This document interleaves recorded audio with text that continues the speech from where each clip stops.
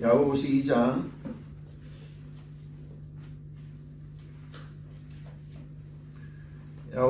17절 한 절 말씀 보겠습니다. 신약 373쪽입니다. 야고보서 2장 17절 한 절 말씀, 야고보서 2장 17절 한 절 말씀 제가 공독해 올리겠습니다. 이와 같이 행함이 없는 믿음은 그 자체가 죽은 것이라. 아멘. 지난주의 말씀을 우리가 조금 생각하면서 오늘 이어서 볼 건데요. 우리는 하나님의 자녀다. 구약은 하나님의 백성, 또 조금 더 말하면 하나님의 특별히 구별된 하나님 집의 종과 같은, 그래서 율법으로 말씀을 주셔서 그 말씀을 지키면 복을 얻고, 들어가도 복을 받고 나가도 복을 받고, 떡반죽 그릇에 복이 넘치는 그런 은혜를 경험하지만, 그렇지 아니하면, 행함이 없으면, 행하지 아니하면 하나님께서 그들을 심판하셔서 버려두시는 그런 일들이 있다 그랬습니다. 그런데 우리는 신약시대는 왜 신약시대냐? 예수 그리스도께서 이 땅에 오심으로 말미암아 그 예수 그리스도의 공로로 우리는 하나님의 백성이 아니라, 우리는 아브라함의 그 혈통적인 게 아니잖아요. 그럼에도 불구하고 예수 그리스도로 말미암아 하나님의 혈통이 되어지고, 아브라함의 혈통이 되어지고, 믿음으로 아브라함의 후손이 되어짐으로 말미암아 우리는 하나님의 복을 누리고, 또 거기에서 그 단계에서 멈추는 게 아니라 그 예수 그리스도를 발판 삼아서 하나님의 자녀가 되어지는 은혜가 있다 그랬어요. 백성과 자녀의 근본적인 차이는, 백성은 율법을 지키지 아니하면 백성의 자격에서 박탈이 되지만 자녀는 그렇지가 않거든요. 자녀는 율법을 지키지 않아도 그 자녀의 복은 변함이 없어요. 자녀의 복은 변함이 없다. 그래서 행하지 않아도 우리는 믿음으로 구원받는다라는 게 바로 그런 말씀이지요. 여기서 여러분들에게 좀 자유를 드린 게 뭐냐 하면, 우리가 봉사하지 않아도, 예배 드리지 않아도, 이런 거 저런 거 하지 않아도 우리는 하나님의 자녀이기 때문에 자녀는 변하지 않는다. 그 말씀을 지난주에 드렸습니다. 그러나 오해 안 하시길 바랍니다. 자녀는 무엇으로 사는가? 사랑으로 산다. 그 얘기를 했죠. 그래서 율법으로 안 하면 벌 받아서 두려워서 하는 게 아니라 하나님의 사랑이 내게 있으므로 그 사랑으로 말미암아 우리가 기쁨으로 그 일들을, 기쁨으로 예배하고, 기쁨으로 찬양하고, 기쁨으로 우리가 헌신하고, 기쁨으로 전도도 하고 봉사도 한다. 이게 다르다는 거죠. 그게 다르다. 그래서 여러분들에게 제가 말씀을 드렸던 것은, 우리는 신약시대 성도이기 때문에 율법으로 억지로 눈치 보면서 하지 말자. 그러려면 아예 하지 마라. 그러나 우리가 하나님의 자녀라면 우리가 하나님의 사랑을 경험하고 기쁨으로, 사랑으로 하나님의 일들을 감당하는 자녀답게 했으면 좋겠다 하는 거지요. 그러면서 두 가지 조건을 얘기했습니다. 하나님의 자녀가 되려면, 하나님의 자녀로서 온전히 살려면 두 가지 조건이 필요하다. 물론 하나지만 또 한 가지가 더 있었죠. 첫 번째는 뭡니까? 거듭남이다. 하나님께로부터 거듭나야 된다. 우리의 출생은 죄악으로부터 태어났잖아요.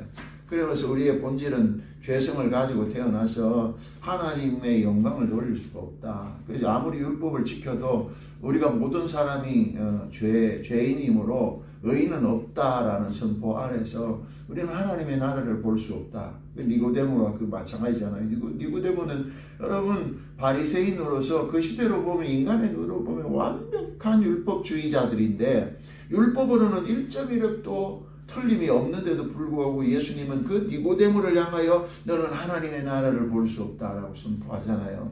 이건 우리에게 큰 충격과 함께 기쁨이 되는 이유는, 예수님은 이미 하나님의 자녀와 율법의 종들이 구별을 하잖아요.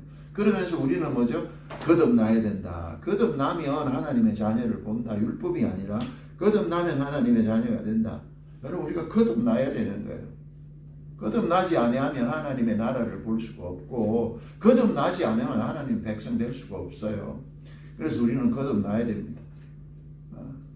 예수 믿고 물과 성령으로 거듭날 때에 우리는 하나님의 나라를 볼 수 있고 또 하나님의 나라에서 우리는 상속자로 하나님의 나라에 우리는 자녀로서 그 기쁨을 누리면서 살 수 있는 첫 번째 조건을 갖추게 된다는 거죠. 율법으로 얽매여서 아이고 두려워서 이거 안 하면 천국 못 간다. 이거 안 하면 뭐 그죠? 하나님이 기뻐하지 않는다. 그래서 어쩔 수 없이 하는 존재가 아니라 나는 하나님의 자녀야. 하나님께서 나를 사랑하셔.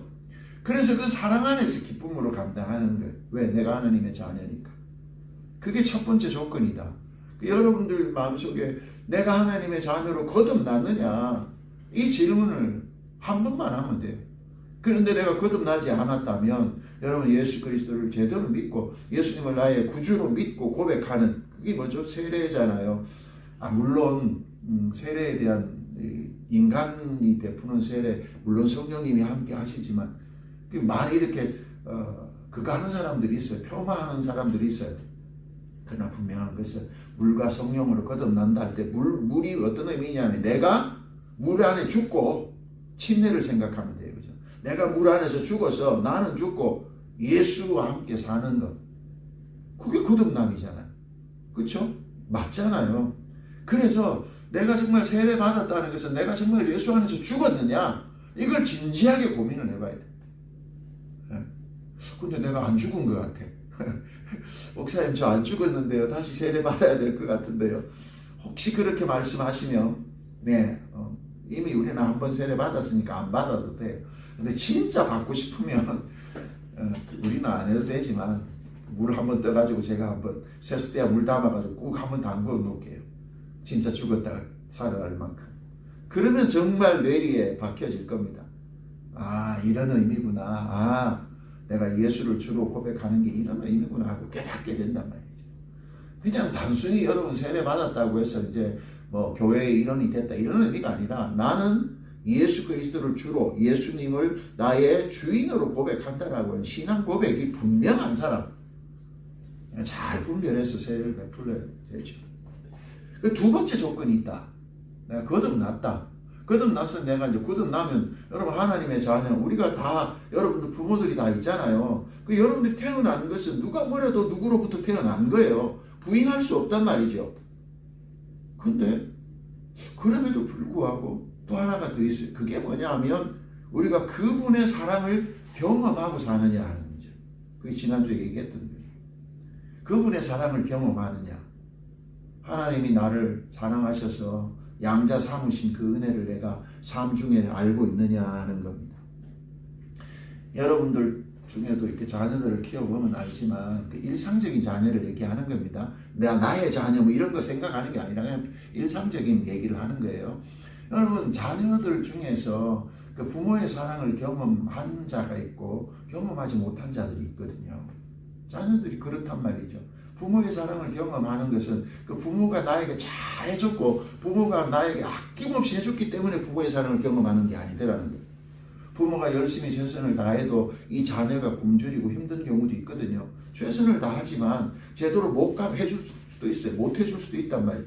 그 자녀의 그 바램, 자녀의 소원들을 다 들어주지 못해도 이 자녀가 부모의 사랑을 제대로 경험하면 내가 못해준 그것이 그에게 도리어 힘이 되는 거야. 야, 부모가 이런 어려움 중에도 나를 사랑하셔서 그렇게 해줬지. 이렇게 되는 거예요. 제 말이 의미를 아시겠죠? 아낌없이 다 해줘서 만족하고 기뻐하는 게 아니라 부모는 최선을 다하지만 부족하단 말이죠. 어렵단 말이죠. 그 자녀가 뭐 제대로 교촌치킨도 못 얻어먹고 힘들어 한단 말이죠. 그런데 이게 뭘 알면 부모의 사랑을 알면 우리 부모가 나 그런 거 다 안 사주더라. 그렇게 하지 않는다. 야, 우리 부모님 그렇게 어려운 중에 정말 부모가 내가 보니까 부모가 그렇게 힘든 중에도 나를 그렇게 사랑하셔서 이 사랑을 알면 그러니까 내가 뭐 많은 걸 경험해서가 아니라 부모가 없는 중에도 나를 그 사랑하신 그 사랑을 아는 자가 있고 모든 것들을 다 베풀어 줬는데도 불구하고 그 사랑을 모르는 자는요. 성경에도 말하는 것처럼 거머리처럼 계속적으로 다고만 한다. 달라고만 한다는 거예요. 부모님 이거 내 낳았으니까 이거 주세요.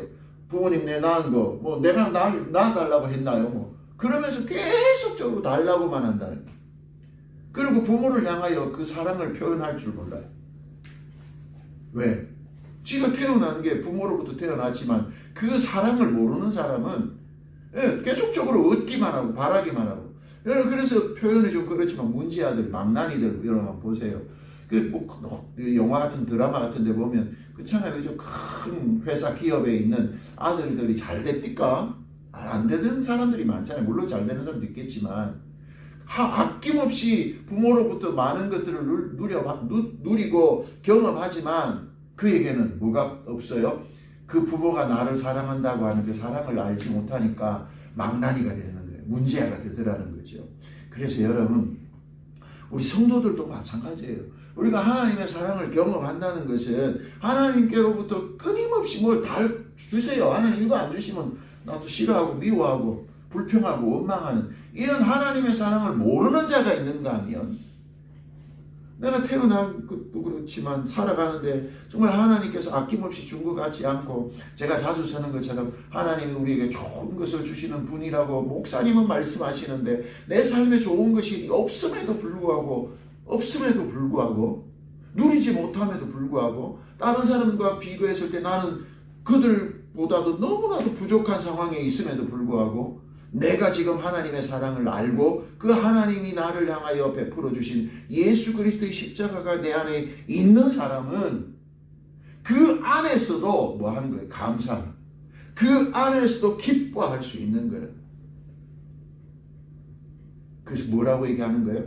첫 번째로 뭡니까? 내가 거듭났느냐? 내가 하나님 예수 그리스도로 말미암아 내가 거듭나서 하나님의 자녀로 태어났느냐? 다시 거듭났느냐 하는 문제가 첫 번째라면, 두 번째는 내가 거듭난 건 확실한데 왜 내 안에는 하나님을 향한 사랑, 내 안에는 왜 이 교회를 향한 사랑, 내 안에는 왜 이런 게 없을까, 내 안에는 왜 이런 게 부족할까, 자꾸 다고 하나님 이거 안 주시면 또 짜증내고 화내고 저거 안 되면 또 불평하고 원망할까. 그 이유는 뭘까? 나는 하나님의 자녀는 맞는데 왜 그럴까? 내 안에 뭐가 없다는 거예요? 하나님의 사랑이 없기 때문에. 내가 하나님의 사랑을 경험하지 못했거나 경험했음에도 불구하고 그게 잊혀지는 경우가 많다. 그래서 여러분, 우리는 하나님의 사랑이 내 삶에 있어서 그 행동의 에너지, 내가 성도로서 살아가는 행동의 에너지가 되어야 되는데 그렇지 못하고 낙심이 되고 좌절이 되고 지쳐 피곤한 이유는 바로 내 안에 하나님의 사랑이 없기 때문이라는 거죠. 그래서 그 하나님의 사랑이 없는 사람들은 무엇을 생각하게 되냐 하면, 여러분, 율법을 생각 떠올리게 되는 거예요. 내가 하나님의 자녀인데 내 의지대로 안 되고 힘이 빠지니까 그 다음에 떠오르는 게 뭐냐면 메마른 들판을 한번 생각해 보세요. 사막과 같은 그런 곳에 물 한 방울이 딱 떨어지면요, 물이 순식간에 없어지잖아요. 그럴 때는 강제로 그 물을 모아야 된단 말이에요. 강제로. 그러려면 뭐가 그 안에서 솟아나느냐 하면 율법이 솟아나는 거예요. 아, 그래, 내가 이거 하면 하나님이 기뻐하실 거야. 이런 마음이 솟는 거예요. 하나님은 나의 아버지는 얘가 이거 해야 기뻐하는 분이 아니거든요. 제 말의 의미를 아시죠? 여러분 자녀들 키워보지만 자녀가 뭐 이렇게 하나 해줘야 부모가 기뻐하면서 그래, 너 내 자녀 맞아. 근데 안 해주면 내 자녀 아닌가 이렇게 생각하지 않잖아요. 그러니까 자녀는 그렇게 생각할지 몰라도 부모는 그렇게 안 생각한단 말이에요. 그런데 이제 내 안에 뭐가 빠지면, 하나님을 향한 사랑이 빠지면, 메말라 버리면 뭐가 자꾸 올라오냐면 율법이 올라오는 거예요. 그래서 내가 이거 하면, 내가 교회 봉사하면, 내가 새벽기도 안 빠지면, 아니면 뭐 예배를 안 빠지면 하나님께서 복 주지 않을까? 물론 귀하고 복된 생각이죠. 그래, 교회 봉사하면, 그죠? 교회 봉사하면 하나님이 복 주지 않을까? 물론 그렇게 해서 하나님이 은혜를 베푸시는 경우도 있어요. 많은 그런 경험을 하죠. 근데 여러분, 지금 먼저 지금 설교의 초기 단계에서는 그게 뭐에서 나오냐 하면 내 마음이 자꾸만 율법으로 빠지기 때문에 그래요. 그래서 여러분, 이런 질문을 하잖아요. 예배 안 들어서 내가 이렇게 어려운가? 이런 생각을 한두 번 하시죠? 여러분 안 하시나요? 그런 하잖아요. 아니면 내가 지금 어려운 일을 어려운 일을 만났어. 어려운 일 만나서. 그럼 여러분 마음속에 무슨 생각이 듭니까? 아, 내가 뭘 잘못해서 그러나? 이런 생각이 먼저 안 드나요? 그게 뭐냐 하면 지금 진단을 하면 첫 번째는 뭐죠? 하나님의 사랑이 말랐고, 두 번째는 율법이 내 마음속에서 사기트고 있기 때문에. 율법이 사기트요. 왜? 내가 이거 안 한다고 해서 하나님의 자녀인가요? 아닌가요? 상관없어요. 나는 이미 하나님의 자녀예요. 안 해도 하나님의 자녀입니다, 여러분. 제가 강조하는 이유를 아시겠어요? 그런데 안 해도 하나님의 자녀인데도 불구하고 내 마음에 그게 식어지면 자꾸 율법이, 그래서 자꾸만 거기에 의지하려고 하는, 내가 이거 하면 하나님이 복 주시고 이거 하지 않으면 벌 내리실까? 이런 생각을 한다는 거예요. 여러분 로마서 8장 38절 39절 제가 읽어볼게요. 내가 확신하노니, 확신한대요. 이거는 뭐 있고 없고가 아니라 내가 삶의 경험을 통해서 확신하는 일이 있다. 그게 뭐냐? 사망이나 생명이나 천사들이나 권세자들이나 현재일이나 장래일이나 능력이나 높음이나 기쁨이나 다른 어떤 피조물이라도 우리를 우리 주 그리스도 예수 안에 있는 하나님의 사랑에서 끊을 수 없느니라. 제가 지금 이렇게 장황하게 설명한 것을 사도 바울이 깨달은 거예요. 나는 확신한다. 뭐요? 내가 지금 어떻게 행동하든지 하나님의 사랑에서 끊을 수 없다. 여러분 이제 좀 자유했으면 좋겠어요. 너무 묶여 사시지 않았으면 좋겠어요. 그래서 여러분 갈라디아서에서는 이렇게 표현하고 있어요. 5장 1절에 그리스도께서 우리를 자유롭게 하려고 자유를 주셨으니 그러므로 굳건하게 서서 다시는 종의 멍에를 내지 말라. 여러분 우리는 하나님의 자유자, 우리는 하나님의 자녀란 말이지. 그런데도 불구하고 자꾸만 종의 멍에를 내려고 해요. 종의 멍에가 뭐라고요? 멍에가 뭡니까? 이거 하지 않으면 하나님이 벌 주실 거야. 그래서 하는 거, 억지로 막 그냥 두려운 마음으로 하는 거예요. 그래서 제가 강조하는 게 있잖아요. 오해할까 봐서 믿음이 좀 이렇게 여러분 수준 되면 충분히 이해하기 때문에 제가 말씀드리는 게 뭐냐면, 그러면 하지 마라. 그럼 하지 마. 안 해도 돼. 안 해도 돼. 그게 뭐냐 하면 내가 하나님의 자녀인 것을 끊을 수가 없다. 근데 그것 때문에 내가 안 하면 하나님의 자녀의 직분이 떨어질 것 같아서 두려워해서 자꾸만 우리는 종의 멍에, 율법의 멍에를 지려고 해요. 저도 설교자로서 그런 그게 유혹을 받아요. 여러분 내일부터 있죠. 하나님께서 이거 안 하면 여러분 심판하실 거예요. 머리 꼬실릴 거예요. 이게 얼마나 말하기 쉽고 얼마나 능력 있는 것 같이 보여요. 저 설교자로서 그런 유혹을 받을 때가 많거든요. 오해하지 말고 들으세요.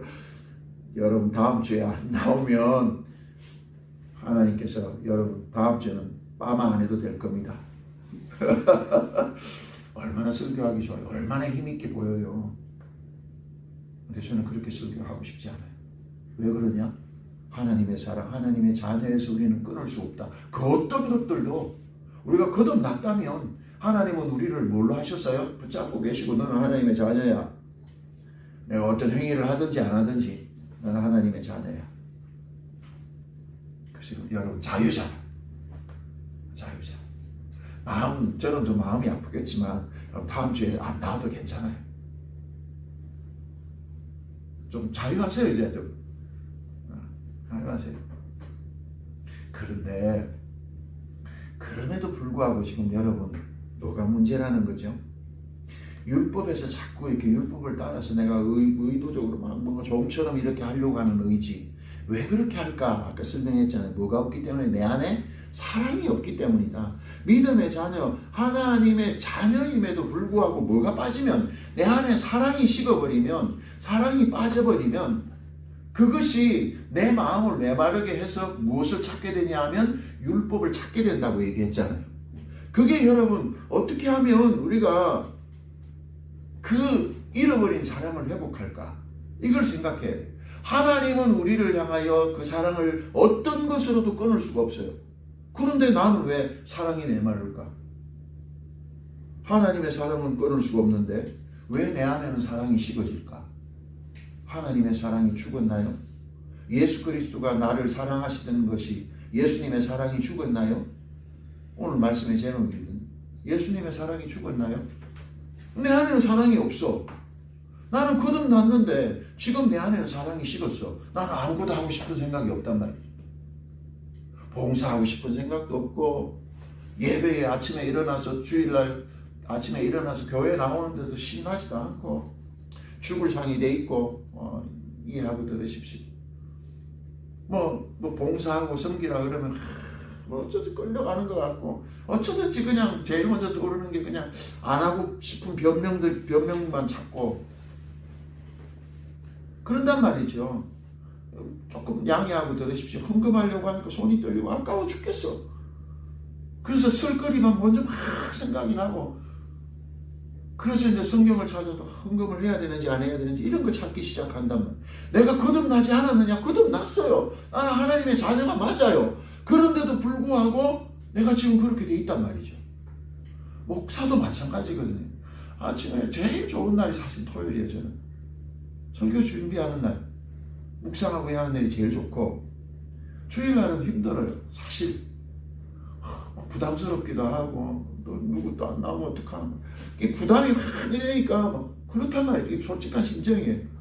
그렇단 말이죠. 그래서 자꾸만 위축되고 이렇게 된단 말이에요. 하나님이 나를 목사로 뽑았는데 나를 구원 안 시켰냐요? 하나님의 사랑을 끊었나요? 아니란 말이죠. 하나님이 나를 향한 사랑은 그 누구도 끊을 수가 없어요. 누구도 하나님의 사랑에서 결코 확신하노니 끊을 수가 없어요. 여러분 어떻게 살아도 하나님의 사랑에서 끊을 수가 없어요. 그런데도 불구하고 지금 나는 왜 침체가 되어 있고, 지금 나는 왜 힘드냐, 왜 지금 나는 하나님의 말씀대로 살아갈 수 있는 에너지가 없느냐, 왜 내게는 그런 힘이 없느냐. 이게 오늘 말씀의 핵심이에요. 그 에너지, 하나님이 나를 향한 그 사랑을 결코 끊을 수가 없어. 그건 확신하는 일인데, 그거 끊을 수가 없는데 왜 나에게는 사랑이 없느냐? 그 문제는 내게 있단 말이지. 여러분, 우리에게 있단 말이에요. 나는 왜 무기력하고, 나는 왜 이렇게 우울하고, 나는 왜 이렇게 침체가 되어서 아무것도 하고 싶지 않는 이런 사람이 되어 있을까? 어떻게 하면 내게 그 하나님의 사랑을 회복할 수 있을까? 하나님의 사랑이 죽었습니까? 예수 그리스도가 나를 사랑하는 것을 접었습니까? 우리 자꾸 그렇게 생각하거든요.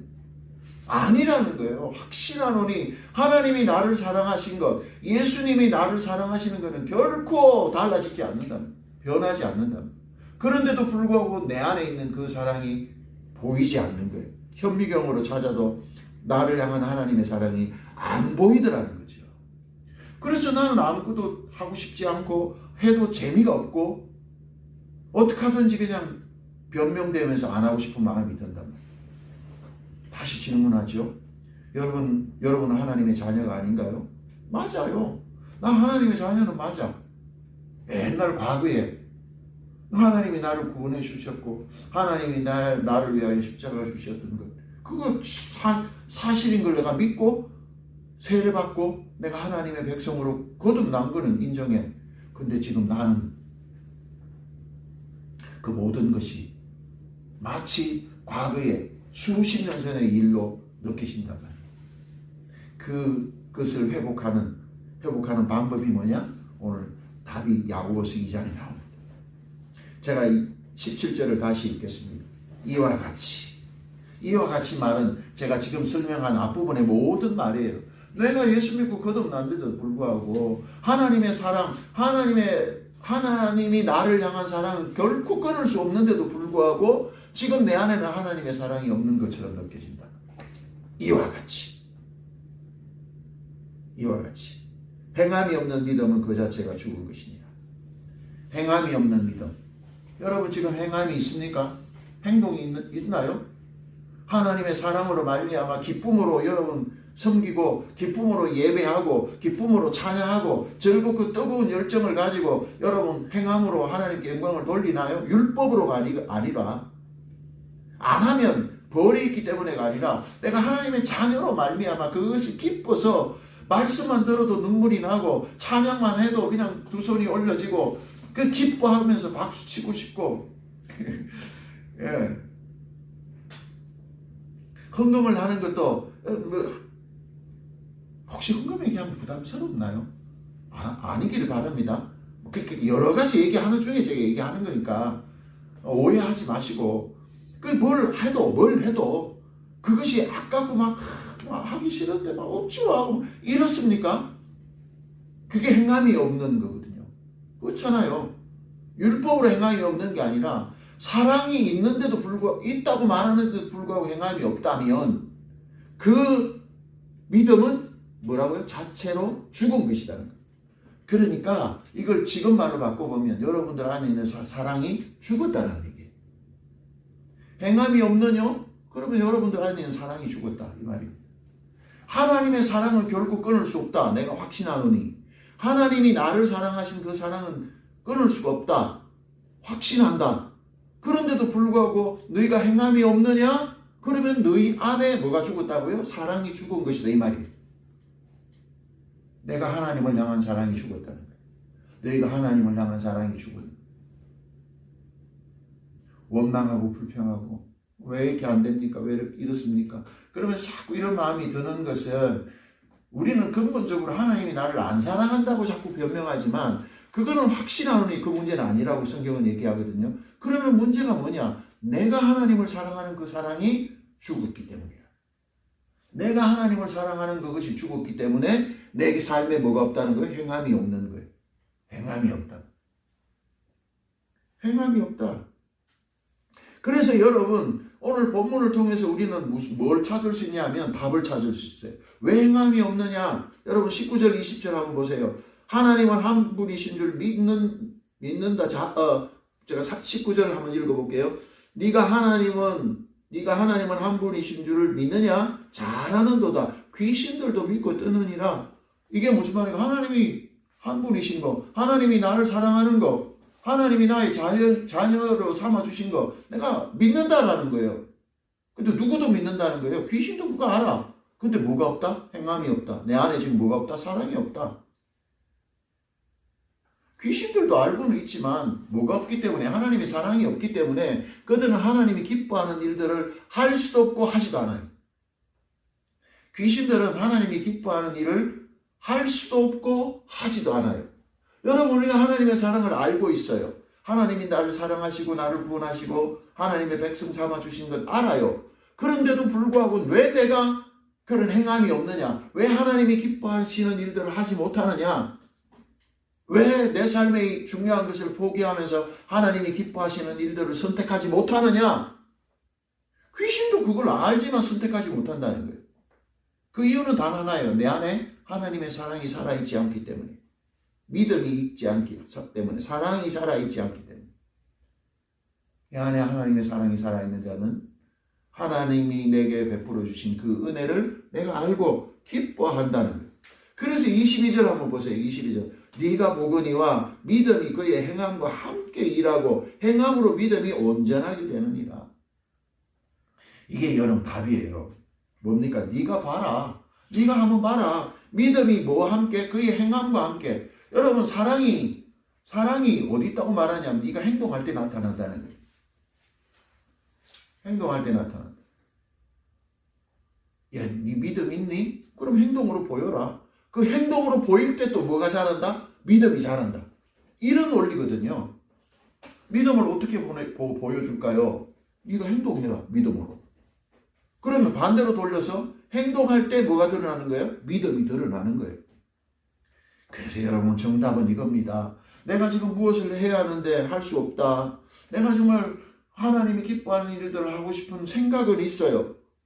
하나님이 나를 향하신 사랑은 결코 끊을 수가 없는 거 내가 확신해. 그건 내가 알아. 그런데도 불구하고 내가 왜 안 되느냐? 내가 왜 행동으로 안 나오느냐? 내가 왜 그것을 하나님이 기뻐하는 일들을 알지만 내가 움직이지 못하느냐? 그것은 내가 하나님의 자녀가 아니기 때문이 아니라 내 안에 하나님의 사랑이 죽었기 때문이라는 거예요. 하나님의 사랑이 식었기 때문이라는 거예요. 그 식은 사랑을 다시 회복할 수 있는 방법은 하나님은 이미 나를 사랑하고 있으니 내가 그 사랑을 보여주는 거예요. 뭘로? 행함으로. 참 아이러니하지 않나요? 우리는 자꾸 이렇게 하죠. 행할 수 있는 힘을 줘야 행하지요. 목사님 좀 행할 수 있는 힘을 주세요. 그러면 내가 행할게요. 근데 성경은 뭐라고 말하냐면 행하라. 그리하면 그 믿음이 드러날 거야. 그 믿음이 자랄 거야. 행해봐. 그러면 그 믿음이 클 거야. 그렇게 지금 말씀하고 있거든요. 여러분 사랑이 없다고, 내 안에 사랑이 죽었다고, 내 안에 사랑이 식었다고 그냥 가만히 있는 사람은요, 여러분 제가 단언하건대 아무 일도 안 일어납니다. 도리어 더 낙심이 되고 도리어 더 좌절이 됩니다.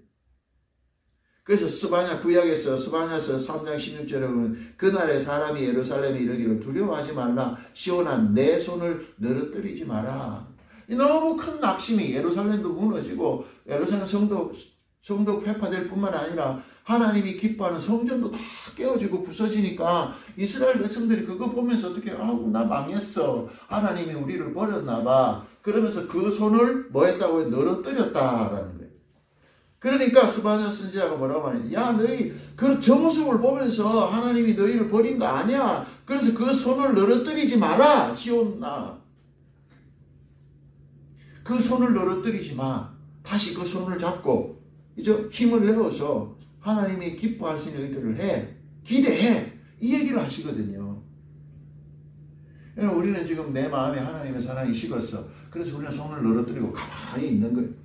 그래서 하나님의 사랑이 다시 불리듯이 일어나서 이 늘어뜨린 손이 힘을 얻을 수 있기를 이렇게 간구하고 있단 말이에요. 결코 물론 하나님이 강권적으로 역사하시면 변화가 일어나기도 하겠지만 아무것도 안 하면 아무 일도 안 일어납니다. 그래서 믿음은 저 멀리, 우리의 사랑은 더 냉랭하게 식어져요. 그 냉랭하게 식어지면 어디까지 식어지냐 하면 결국 여러분 우리는 하나님을 그 부인하는 베드로처럼 부인하는 일도 하게 된다. 왜? 자꾸만 거부하다 보니까 그런 일도 일어나요. 그러니까 여러분 이 말은 틀린 말이에요. 아무것도 안 하면 아무 일도 일어나지 않는다. 이건 틀린 말이에요. 아무 일도 하지 않으면 아무 일도 일어나지 않는다.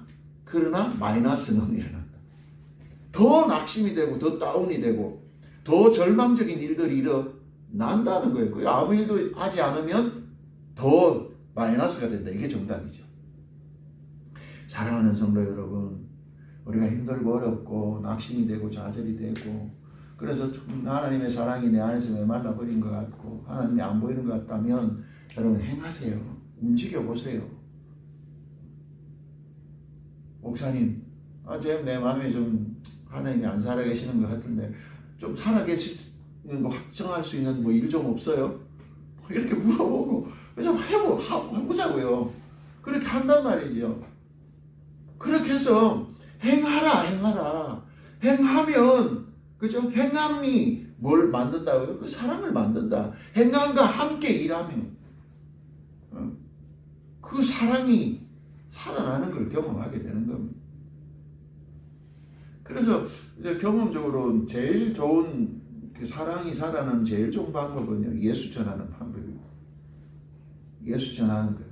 내 마음속에 예수 그리스도의 사랑이 식어버렸어. 그럼 제일 먼저 하기 싫은 게 뭐냐면 예수 믿으세요 전하는 게 힘들거든요. 근데 의도적으로 일어나서 예수 믿어야 됩니다. 내 안에는 지금 사랑이 식었는데 예수 믿어야 됩니다라고 말하는 순간에 내 마음의 사랑에 싹이 돋기 시작하면 최고의 그게 전도라고. 그게 안 되면 기도하고 기도 지금 의심이 막 될 때 기도하기가 쉽나요? 안 쉽지요. 그런데 나와서 기도하기 합니다. 하나님 좀 하나님의 사랑을 보여주세요. 나 지금 내 마음에 이런 약함이 있습니다. 내 마음에 이런 연약함이 있습니다. 하나님, 그럼에도 불구하고 하나님 사랑 보여주세요. 기도의 자리에 와서 끙끙거려 보세요. 여러분 봉사해 보세요. 안 될 것 같은데 봉사도 하고 섬기기도 하고 안 될 것 같은데 전도도 나가고 안 될 것 같은데 여러분 선교도 나가보고 그렇게 함에 움직이면 뭐가요? 그 행함으로 사랑이 함께 살아난단 말이에요. 안 될 것 같은데 그 가운데서 뭐가 나오는 거예요? 하나님의 은혜가 다시 빛처럼 봄비처럼 여러분 우리의 메말랐던 심령을 다시 회복하게 되는 거예요. 회복하게 된다면 그래서 여러분 좀 어떻게 보면 우리 교회는 참 조용한 교회 같아요. 뭐 MBTI를 얘기하자는 거 아니지만 목사가 좀 내성적이고 좀 잠잠한 거 좋아하니까 그런지 모르겠지만 그러다 보니까 너무 조용해. 너무 조용한 것 같아요. 여러분 조용하면 아무 일도 안 하는 것 같지만 조용하면요 사랑까지도 식어버려요. 하나님을 향한 사랑이 식어버려요. 저는 옛날에 어떤 한 집사님 그 한 집사님이 한 여집사님인데 그분은 어떤 모임이나 그냥 뭘 하면 먼저 막 기도해야 된다 그러고 막 하나님 사랑 어떻다고 막 얘기하거든요. 그럼 굳이 그렇게 얘기해야 되나 이런 생각이 드는데 근데 그게 어떻게 보면 더 우리의 마음이나 우리의 그것을 단련시키고 회복시키더라는 거예요. 그 사람이 그렇게 함으로 해서 그 일들을 하게 되니까 내 같은 사람만 있으면 그냥 잠잠히 가만히 있거든요.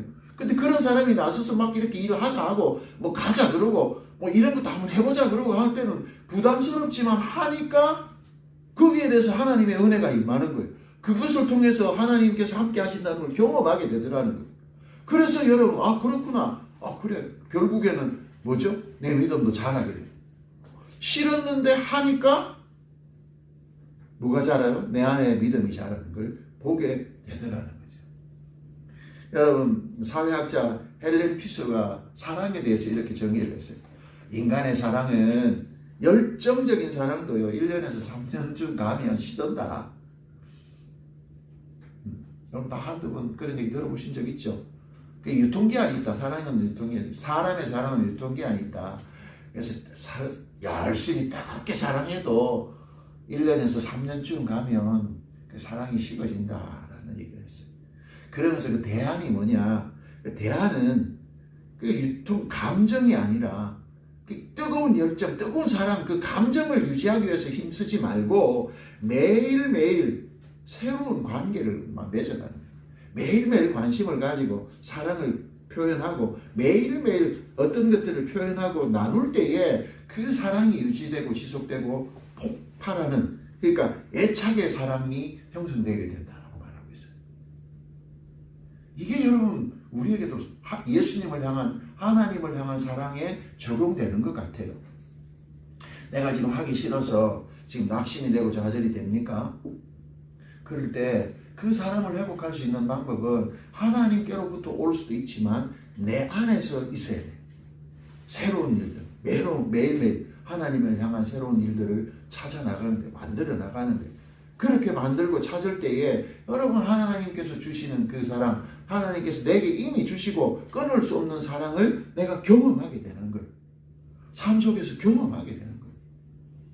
그래서 여러분, 우리 사랑하는 성도 여러분들이 내가 지금 머물러 있는 성격, 머물러 있는 습관, 여기에 젖어 살지 말고 이제 좀 하나님의 사랑으로 인해서 좀 깨트려 보자고요. 그래서 해보자는 겁니다. 해보자고요. 봉사도 하고 섬기기도 하고 기도도 하고, 좀 우리가 잠잠히 기도했던 거, 그냥 묵묵히 입국 다물고 기도했던 것도 좀 이제 소리를 내서 뭐 이게 좋다는 것은 아니지만 좀 소리를 내서 표현하면서 기도하기도 하고, 또 봉사도 좀 유달스럽게 좀 드러내면서 한번 해보기도 하고, 그래서 좀 칭찬도 좀 받고,